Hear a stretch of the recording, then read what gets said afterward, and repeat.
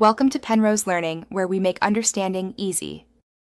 In this video, I will explain how to dilute potassium chloride.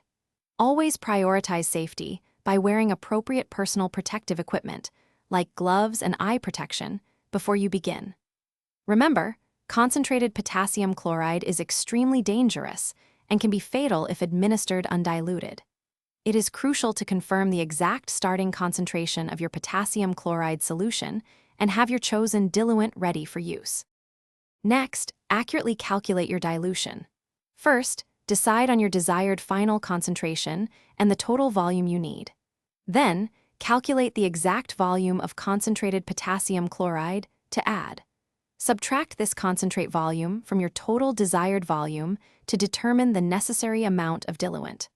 A common safe target concentration for many applications is 40 millimoles per liter. Now, let's perform the dilution. Begin by accurately measuring the calculated volume of your chosen diluent into a clean, appropriate container. Then, with extreme care, add the precise amount of concentrated potassium chloride to the diluent. It is important to add the concentrate to the diluent, not the other way around, to minimize risks. Finally, gently invert the container 5 to 10 times to ensure the solution is thoroughly mixed. To finalize, clearly label your newly diluted solution. Include its name, the new concentration, and the date it was prepared. Also, add any specific expiration information. Proper storage is essential, so ensure the solution is kept according to recommended guidelines.